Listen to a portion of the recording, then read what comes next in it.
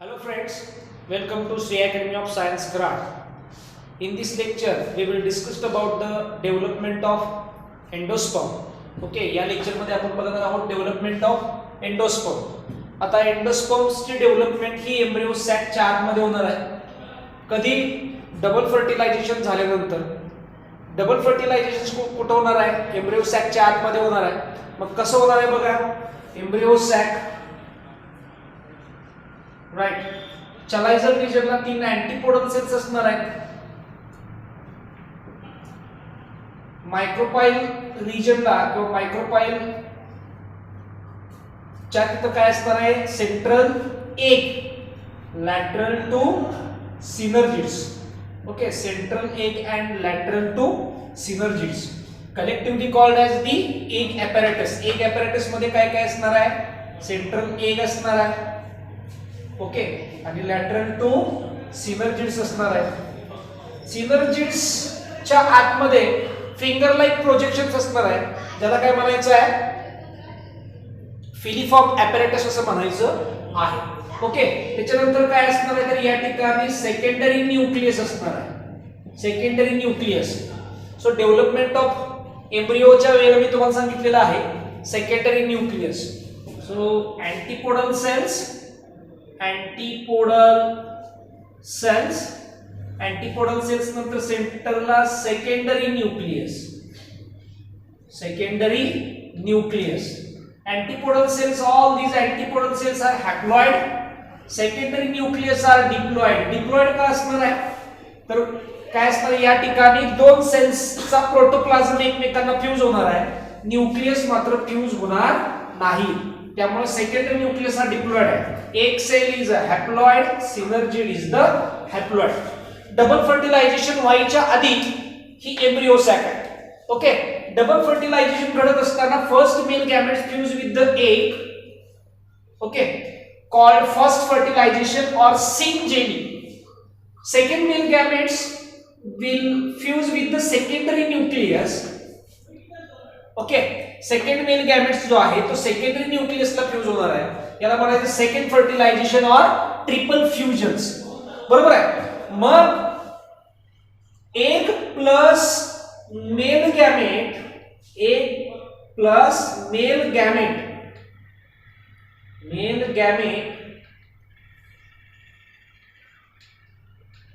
एक plus male gamete, ज्या वेळेला एगला मेल गॅमेट फ्यूज होईल, मेल गॅमेट सुद्धा हॅप्लॉइड असणार आहे. So egg plus male gamete, haploid diploid, it will develop into zygote. This zygote is diploid. Zygote हा डिप्लॉइड का असणार आहे? Male gamete haploid, egg haploid diploid. एगच्या बरोबर पहिला मेल गॅमेट फर्टिलाइज झाल्याबरोबर काय होणार आहे? झायगोट तयार होणार. This zygote will develop into embryo. या झायगोटची डेव्हलपमेंट एम्ब्रियो मध्ये होणार आहे. Zygote diploid, embryo diploid. Okay, अशा पद्धतीने आपण एम्ब्रियोची डेव्हलपमेंट बघितलेली आहे. Inside the embryo sac, the development of embryo and development of endosperm occurs simultaneously. Embryo सॅकच्या आतमध्ये एम्ब्रियोची डेव्हलपमेंट आणि एंडोस्पर्मची डेव्हलपमेंट ही सायमल्टेनियस होणार आहे, एकाच वेळेला ती घडणार आहे. आणि डेव्हलपमेंट म्हणजे एम्ब्रियो तयार झाल्यानंतर, एंडोस्पर्म तयार झाल्यानंतर ही जी एम्ब्रियो सॅक आहे, ही एम्ब्रियो सॅक काय होणार आहे? डिजनरेट होऊन जाणार आहे ओव्हलच्या आतमध्ये. ओके, मग आता बघा एंडोस्पर्म कसं तयार होणार आहे? Second mail gamete which is haploid. So second male gametes fuse with the secondary nucleus. मग secondary nucleus कसा आहे? डिप्लॉइड आहे. Second mail gamete haploid. तयार होणारा जो प्रायमरी एंडोस्पर्म न्यूक्लियस असणार आहे तो कसा असणार आहे? ट्रिप्लॉइड असणार आहे. ओके, या ठिकाणी माझं चुकून एक झालं होतं, इथं एक नसणार आहे. या ठिकाणी first male gametes, here second male gametes. So secondary nucleus diploid, second mail gamete haploid, तयार होताना स्ट्रक्चर ट्रिप्लॉइड तयार होणार आहे. आणि ह्या दोघांचं कन्व्हर्जन किंवा ह्या दोघांची डेव्हलपमेंट प्रायमरी एंडोस्पर्म न्यूक्लियस म्हणजे एंडोस्पर्मची इनिशियल स्टेज. ओके, एक एंडोस्पर्मची इनिशियल स्टेज असणार आहे म्हणून त्याला प्रायमरी एंडोस्पर्म न्यूक्लियस असं म्हटलेलं आहे. आणि या ठिकाणी जी सेल असणार आहे ती ट्रिप्लॉइड असणार आहे, म्हणजे 3 न्यूक्लियस एकमेकांना फ्यूज झालेले असणार आहेत आणि एकच सेल असणार आहे, त्यामुळे त्याला प्रायमरी एंडोस्पर्म न्यूक्लियस असं म्हटलं जातं. Primary endosperm nucleus is triploid. आता बघा, primary endosperm nucleus is further divide or with the help of mitosis, this primary endosperm nucleus will be developed into various types of endosperms. Okay, मग आपण काय बघतोय, development of endosperms बघितलेले आहे, endosperm कसा तयार झालेला आहे ते बघितलेला आहे. मग आता हा जो प्रायमरी एंडोस्पर्म न्यूक्लियस आहे, म्हणजे एंडोस्पर्म न्यूक्लियसची इनिशियल स्टेज आहे, त्याच्या डेव्हलपमेंट वरून एंडोस्पर्म्सची टाइप पडतात. ओके, मग on the basis of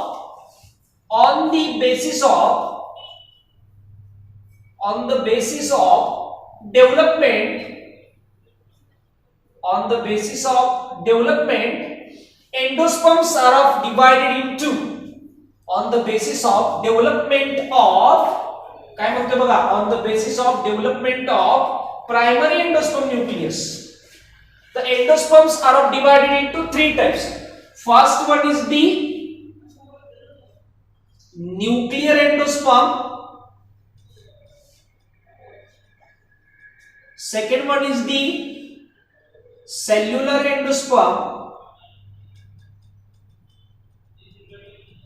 and third one is the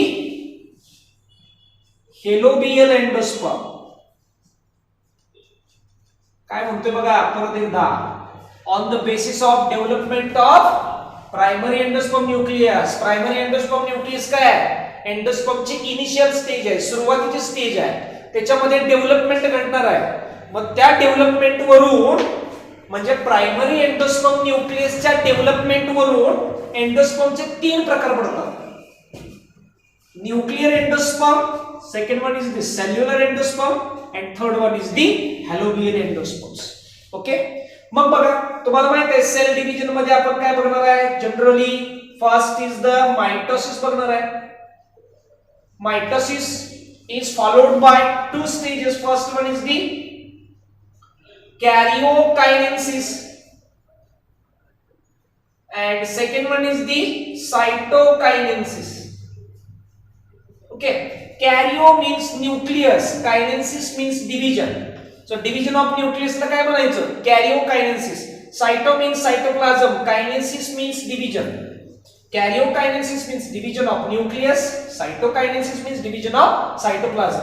म्हणजे एखाद्या सेल्स मध्ये सेल डिव्हिजन घडत असताना, सेल डिव्हिजन म्हणजे काय तर one cells is divided into 2 cells mitosis मध्ये. म्हणजे एखादी सेल डिवाइड होत असताना ती 2 स्टेज फॉलो करणार आहे. पहिली स्टेज मध्ये कॅरिओकायनेसिस आणि दुसरी स्टेज मध्ये सायटोकायनेसिस. म्हणजे हे जे 3 प्रकार आहेत, nuclear endosperm, cellular endosperm, helobial endosperm, ह्याचे डेव्हलपमेंट घडत असताना काही ठिकाणी फक्त कॅरिओकायनेसिस होणार आहे, काही ठिकाणी फक्त सायटोकायनेसिस होणार आहे आणि काही ठिकाणी दोन्ही फॉलो केले जाणार आहे.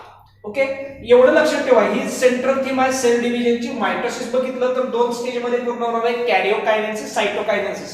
कॅरिओकायनेसिस झाल्यानंतर सायटोकायनेसिस होणार आहे आणि सायटोकायनेसिस पूर्ण झाल्यानंतर सेल डिव्हिजन पूर्ण होणार आहे. ओके, हे सगळं कशावरती डिपेंड, कशामध्ये आहे तर या एंडोस्पर्मच्या डेव्हलपमेंट मध्ये आहे. ओके, जे तुम्हाला हा रेफरन्स या डेव्हलपमेंटल प्रोसेस मध्ये येणार आहे. काय म्हटलंय, on the basis of development of primary endosperm nucleus, endosperms are divided into 3 types, nuclear endosperm, cellular endosperm and helobial endosperms. हे आता आपण बघणार आहोत. बघा, on the basis of development of endosperms are divided into 3 types. First one is the nuclear endosperm, second one is the cellular endosperm, and third one is the halobial endosperms. Okay, मग आता बघा या ठिकाणी endosperms हा कशापासून तयार होणार आहे तर तुम्हाला मी सांगितलेलं आहे, endosperm is developed from primary endosperm nucleus. Okay, आता त्या primary endosperm nucleus shows trigger cell division. Trigger cell division म्हणजे काय तर त्याच्यामध्ये फास्ट सेल डिव्हिजन घडणार आणि त्या प्रायमरी एंडोस्पर्म न्यूक्लियसमध्ये फास्ट सेल डिव्हिजन घडल्यामुळं वेगवेगळ्या प्रकारचे काय आपल्याला बघायला मिळणार आहेत, तर एंडोस्पर्म्स आपल्याला बघायला मिळणार आहे. आणि त्याच्यामध्ये आपल्याला माहित आहे first type is the nuclear endosperm, second cellular endosperm, third one is the helobridium endosperms. Okay, पहिला प्रकार बघा न्यूक्लियर एंडोस्पर्म्स. न्यूक्लियर एंडोस्पर्म्स मध्ये तुम्ही जर बघितला हा काय आलेला आहे, हा टोटल एम्ब्रियो सॅक आहे. ओके, हा बघा या ठिकाणी याच्यामध्येच तुम्हाला काय बघायला मिळणार आहे, तर ओस्पोर्स बघायला मिळणार आहे, किंवा ज्याला आपण एक ची नेक्स्ट फेज म्हणणार आहे, एक सेलची नेक्स्ट फेज ज्याला आपण काय म्हणणार आहे, ओस्पोर्स. ओके, म्हणजे अनफेवरेबल कंडिशन्स मध्ये झायगोटनं स्वतःभोवती वॉल फॉर्म तयार केली जाते, त्याला काय म्हणायचं आहे, ओस्पोर्स. मग हे सगळं जे तुम्हाला हे जी लास्ट डायग्राम बघायला मिळते, ही लास्ट डायग्राम कशाची आहे, एंडोस्पर्मची आहे. न्यूक्लियर एंडोस्पर्म्स मध्ये काय होतं बघा, न्यूक्लियर एंडोस्पर्म्स मध्ये प्रायमरी एंडोस्पर्म न्यूक्लियसच्या आतमध्ये पहिल्यांदा काय होणार आहे, फक्त कॅरिओकायनेसिस होतं. कॅरिओकायनेसिस झाल्यामुळं फक्त फ्री न्यूक्लियाय तयार केले जातात. ओके, आणि त्या फ्री न्यूक्लियाय पूर्ण त्या एंडोस्पर्म्स मध्ये असलेल्या बघायला मिळतात. नंतर काय होतं, तर फ्री न्यूक्लियाय तयार झाल्यानंतर central large vacuoles are form. Central large vacuoles forms तयार केले जातात. सेंट्रल लार्ज व्हॅक्युल तयार केले जातात. हे सेंट्रल लार्ज व्हॅक्युल काय करणार आहेत, तर जेवढे सगळे न्यूक्लियाय आहेत ते सेंटर पासून पेरिफेरीला पुश करणार आहेत. So these central large vacuole pushes the free nuclei towards the periphery, center to periphery. त्यामुळं ह्या एंडोस्पर्म्स मध्ये स्कॅटर्ड असलेल्या जेवढ्या सगळ्या फ्री न्यूक्लियस आहेत किंवा फ्री न्यूक्लियस असणार आहेत ते सगळे काय असणार आहेत, सेंटर पासून पेरिफेरीला जाणार आहेत. ओके, आणि नंतर मग karyokinesis is followed by their cytokinesis, आणि मग नंतर सायटोकायनेसिस होणार आहे. म्हणजे सुरुवातीला काय होणार आहे बघा, पहिल्यांदा या एंडोस्पर्म्स मध्ये फक्त फ्री न्यूक्लियाय तयार केले जातात कॅरिओकायनेसिसच्या मदतीने. फक्त फ्री न्यूक्लियाय तयार केले जातात कोणाच्या मदतीनं, कॅरिओकायनेसिसच्या मदतीनं. आणि मग सेंट्रलला एक लार्ज व्हॅक्युल तयार केली जाते. सेंट्रलला लार्ज व्हॅक्युल तयार केल्यामुळे काय होणार आहे, तर ऑटोमॅटिक या एंडोस्पर्म मध्ये पसरलेल्या या एंडोस्पर्म मध्ये पसरलेल्या ज्या फ्री न्यूक्लियाय आहेत ते सेंटर पासून पेरिफेरीला पुश केले जातात.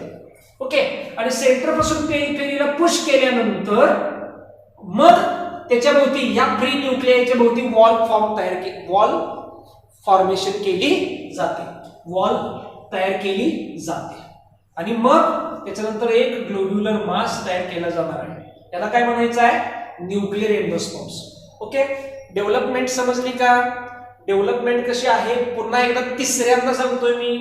काय असणार आहे, तर या एंडोस्पर्म्सच्या आतमध्ये पहिल्यांदा काय घडणार आहे, फक्त कॅरिओकायनेसिस घडणार आहे. आणि कॅरिओकायनेसिस घडलं की तुम्हाला माहिती आहे फक्त न्यूक्लियस आणि न्यूक्लियस तयार होणार आहे, अनेक न्यूक्लियस तयार होणार आहे. ओके, नंतर काय होतं, सेंटरला व्हॅक्युल तयार झाला की सेंटरचे ज्या न्यूक्लियाय आहेत त्या सेंटर पासून पेरिफेरीला पुश केल्या जातात. आणि हे सगळं झाल्यानंतर मग प्रत्येक न्यूक्लियाच्या भोवती वॉल फॉर्म तयार केली जाते आणि मग एंडोस्पर्म तयार केला जातो, त्याला म्हणायचं फ्री न्यूक्लियर एंडोस्पर्म्स. ओके, आता इम्पॉर्टंट बघा याच्यामध्ये, it is found in 161 angiospermic family. आपल्याला न्यूक्लियर एंडोस्पर्म्स हा 161 अँजिओस्पर्मिक फॅमिली मध्ये बघायला मिळणार आहे. इम्पॉर्टंट बघा नीटच्या दृष्टीनं, in several cases cell wall formation remains incomplete. बघा नॉर्मल केस मध्ये काय आहे, तर कॅरिओकायनेसिस होतं. कॅरिओकायनेसिस झाल्यानंतर फक्त फ्री न्यूक्लियाय तयार केले जातात. फ्री न्यूक्लियाय तयार झाल्यानंतर सेंट्रलला व्हॅक्युल तयार केलं जातं. हे व्हॅक्युल काय करतो, what is the function of vacuole, it pushes the nuclei from centre to periphery. Okay, आणि मग पेरिफेरीला न्यूक्लियाय आल्यानंतर त्याच्या भोवती वॉल फॉर्मेशन केली जाते. पण काही केसमध्ये cell wall formation remains incomplete. सगळ्याच न्यूक्लियाई भोवती सेल वॉल तयार केली जात नाही, सेल वॉल फॉर्मेशन होत नाही.